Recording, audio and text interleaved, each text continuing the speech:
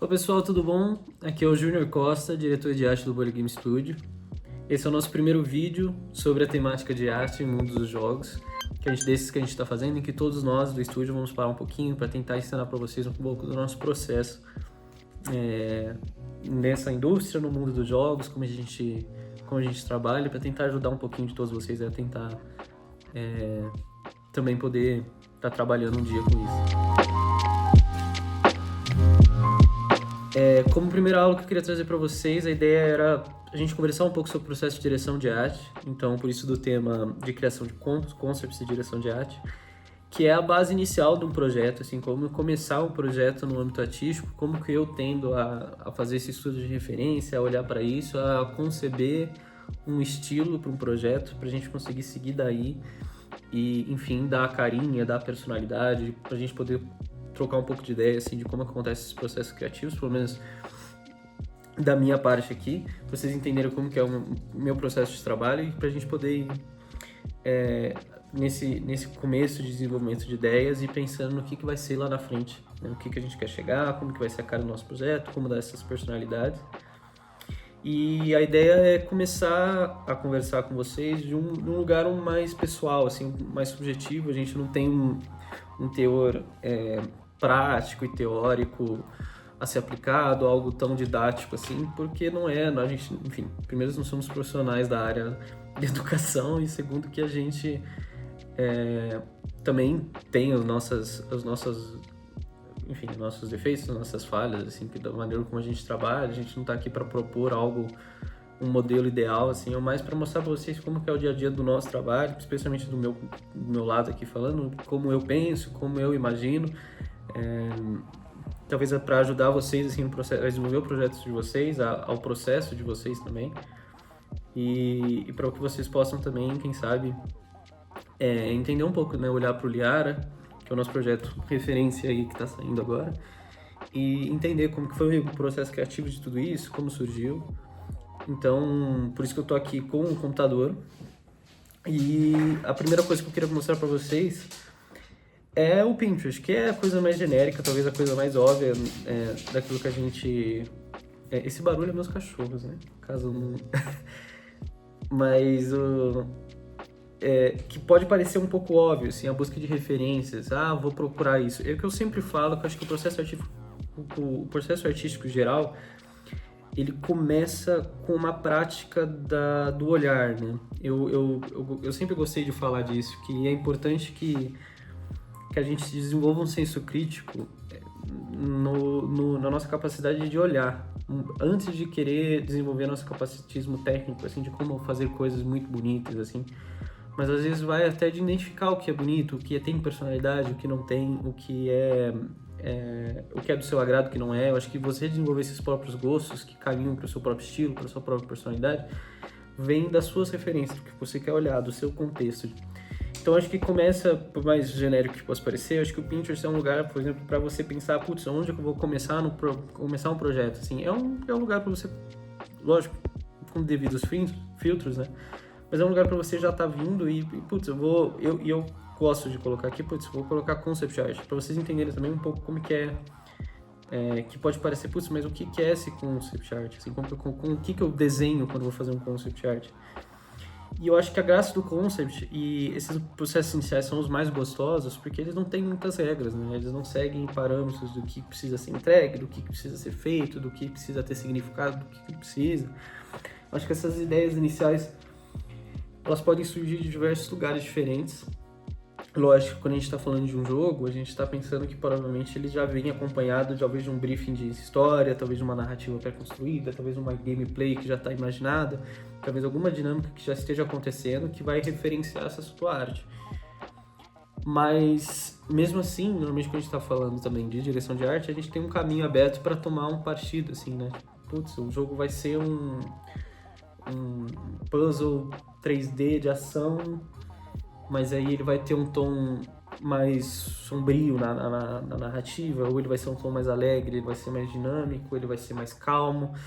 E eu acho que tudo isso compõe, assim, eu acho que essas ideias, lógico, no audiovisual, tanto a música, quanto a arte, tudo, quanto a história, até mesmo a gameplay, tudo tem que se amarrar. mas a gente tem essa liberdade de tentar encontrar esses caminhos, assim, nesse momento de concept. Então, assim, onde começar não existe, é mais se soltar. Eu acho que por isso são os momentos mais legais, assim. E a gente, quando pesquisa, a gente tem esses referenciais de concepts de personagens como esse, concepts de cenários, que você tem ângulos diferentes, proporções diferentes, caras diferentes. Eu acho que são jeitos de você estudar as suas predisposições. Mas o que eu costumo fazer, e é o que eu vou mostrar para vocês, o que a gente faz aqui, esse é o nosso próprio Miro do Liara, que a gente usou para muitos dos nossos processos de organização, é a construção desse tipo de mood board, que é super simples, que é basicamente essa busca de referências, de projetos que você gosta, de histórias, às vezes pode ser música, às vezes pode ser som, pode ser absolutamente qualquer coisa, e juntar nesses grandes mood boards para você ter sempre essa referência visual do que eu tô indo, onde que eu tô querendo caminhar, onde eu tô querendo projetar esse meu projeto. E aí esse é um outro tipo de mood board que a gente faz. Por exemplo, isso aqui é o que eu fiz para fazer um background que tem os personagens, as baleias que voam, e você buscar essa construção de paletas, você entender combinações, cores complementares. E pode parecer muito, talvez muita coisa para se pensar, mas eu acho que a graça é essa, é o momento de jogar ideias, de brincar, de rabiscar, e assim, de fato explorar oportunidades que eu acho que podem ser muito bem descartadas lá na frente, né? Eu acho que é sobre isso, esse começo, sabe? É sobre você jogar para fora, descartar o que tem que ser descartado, manter o que é mais interessante. E aí a gente tem todos esses tipos de processos que buscam referências, que buscam tipos de animação. Então, às vezes GIFs, a gente linka vídeos. Isso aqui é o Miro, que é um aplicativo de organização também que é super útil para esse tipo de coisa. Mas que é um tipo de proposta de organizar suas ideias e jogar objetivos e referências, coisas que te agradam, e entender os caminhos que seu projeto tende a ter, assim. É engraçado que parece paradoxal, né? Buscar referência, buscar para fora algo que parece muito subjetivo, né? Então, eu vou buscar em outros uma personalidade minha, sabe? Parece meio contraditório, mas é um pouco isso. A sua personalidade e do seu projeto vai refletir o seu contexto na tua volta. As referências que você tem, as coisas que te agradam, as coisas que te desagradam. Acho que você vai desenvolver o teu traço, o teu estilo de arte quando você tiver outras artes que te agradam e que você consome, né? Então tudo isso faz parte desse processo. E eu acho que eu queria tirar essa primeira aula para conversar com vocês, assim, e passar um pouco da minha visão sobre isso, porque é uma conversa mais branda e mais geral sobre desenvolvimento de arte, porque eu acho que é muito importante. Muitas pessoas subestimam esse momento, assim. Eu acho que é muito natural você querer entrar na frente de um software de desenho ou um papel e caneta que seja e querer pegar e, putz, eu vou desenhar, eu vou tirar. Mas é muito perigoso quando você vai fundo, assim. Eu acho que todo artista vai falar isso em alguma instância, de você ter as referências. Mas desde o primeiro processo, desde o primeiro momento inicial, entenda o que te agrada, o que não te agrada, o que combina, o que não combina. Eu acho que vai tudo, tem tanto, que eu falei, assim, tanto numa gestão de paleta de cores, ao que você está passando de vibe do projeto, se vai ser um negócio alegre, triste, medo, sombrio, enfim, tudo isso vai compor um pouco essas suas estratégias para chegar até a tua própria personalidade, né? Ou a personalidade do teu próprio projeto. Bom, agora eu tô com o iPad aberto aqui, com o Procreate, e a ideia é mostrar para vocês um pouco desse processo inicial na hora de... Eu entendi um pouco de onde eu quero ir, a maneira como eu quero traçar, o que eu tô com algumas ideias centrais, assim, ou que nem eu próprio falei, talvez eu até entendi. Tem algumas coisas que eu já sei, assim, próprio, pode ser em briefings externos, acho que, puta, o meu jogo vai ser de estratégia, vai ser de terror, enfim, tem uma série de coisas que você pode usar agora nesse momento, e aí eu vou sentar e vou jogar aqui minhas ideias pela primeira vez. E eu abri o Procreate para vocês porque eu acho que eu queria mostrar, e é uma coisa que eu até usei em Liara, e eu posso até mandar para o editor para ele colocar aí as imagens do concept de Liara, muito iniciais, há muitos anos atrás, que vocês vão ver que não tem nem muito a ver. E eu acho que essa é a graça de muitos concepts. Às vezes você tem um conceito completamente definido para alguma coisa e que ele vai estar super acabado e que você vai bater uma martelo, puta, é esse o caminho que eu quero levar. E aí, depois de muito tempo, muitas coisas mudam, coisas flexibilizam no projeto. Eu acho que uma das grandes lições que a gente teve durante esses anos, eu especialmente, que fiz isso muitas vezes, é se manter aberto a ser flexível, a mudar, a ter essa dinâmica de não se apegar muito a algumas coisas, porque coisas vão precisar ser mudadas e coisas vão mudar naturalmente no projeto. Agora, no Procreate, o que é interessante, e eu vou mostrar para vocês, o que é super simples, pode parecer uma dica super boba, mas fazer quadros nesse processo inicial de desenvolvimento de concept, para você entender, e aí vamos supor aqui que a gente está fazendo um jogo de terror, e que é um jogo, sei lá, gótico, algo do tipo. Só pra gente, não vou chegar a desenvolver absolutamente nada muito complexo, nem nada do tipo, mas assim, para vocês entenderem, deixa eu explicar uma corzinha mais clara. E a ideia de trazer esses quadros e fazer esse board é que você vai fazer essas thumbnails, que são que nem essas thumbnails de vídeo do YouTube, assim, são esses quadrinhos pequenos, super resumidos, sem nada do tipo, mas para você ter uma ideia de composição geral, assim, que quando você vai pensar, especialmente isso aqui, quando você vai pensar em background, quando você vai pensar em coisas, eu acho que você descarta as ideias mais vitais, assim, para muitas coisas quando você tá planejando algum tipo de ilustração. Isso aqui, quando você vai fazer uma ilustração final, grande, isso aqui é o padrão, assim, para muita gente que trabalha na área de se fazer, assim, inclusive, normalmente, parte do processo de direção de arte é receber esse tipo de composição inicial, de rascunho, de thumbnails, que nem eu falei, e aí você decide o caminho que você quer fazer, para grandes ilustrações. Não é o caso que a gente está fazendo aqui, a gente está fazendo um concept, então tudo vai ser em rascunho. Mas a ideia de fazer essas thumbnails é já para você trabalhar tipos de composição que podem ou não te agradar. Então, às vezes, você não só vai trabalhar rascunhos, então você está aqui e eu vou pensar, putz, o nosso personagem, ele é um homem que tá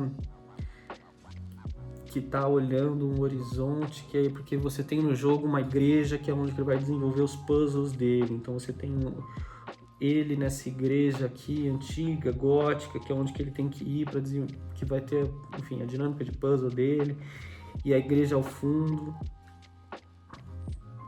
E putz, essa igreja.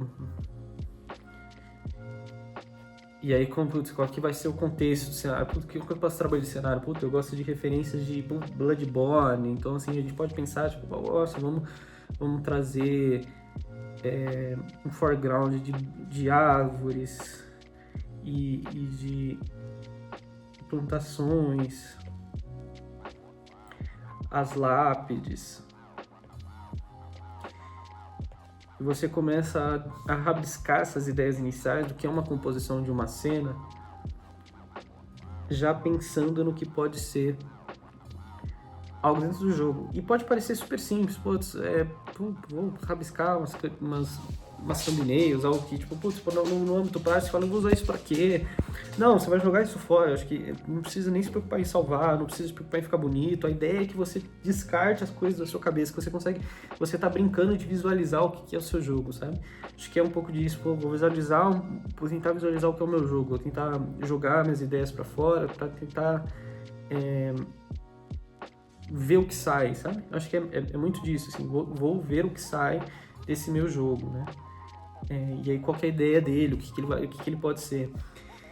E aí você pega, putz, e aí, lógico que aí, algo super simples pode ficar cada vez mais complexo quando você vai dando camadas de profundidade, mas a ideia não é ter algo bem acabado. De novo, é você ter algo simples para você ir trabalhando e tirando essas ideias, né?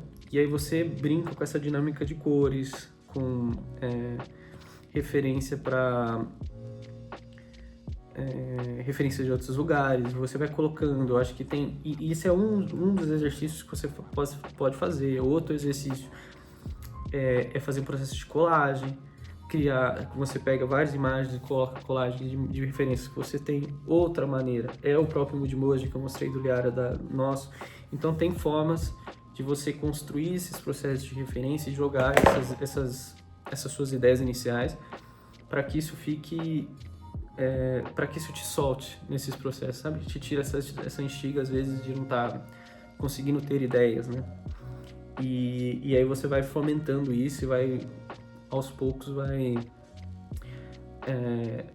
rudimentando o que você quer enquanto projeto, vai chegando na carinha do projeto. Eu acho que é muito disso. E, de novo, acho que a grande lição que a gente aprendeu, eu especialmente nesses últimos anos, foi ser flexível, foi aprender a não se apegar, a entender o que funciona, o que as pessoas gostam, o que eles desgostam, entender críticas, escutar críticas, pedir ajuda. Acho que todos isso foram processos muito importantes para a gente entender como é que estava funcionando, assim, e poder mudar quando precisar. Mas acho que era um pouco disso que eu queria falar para vocês nesse processo inicial, só passar um pouco dessas visões da importância da referência. E aí a gente vai seguir depois com alguns outros processos de desenvolvimento de arte. Feito? E aí os vídeos vão estar aí para vocês. Falou, gente. Até mais.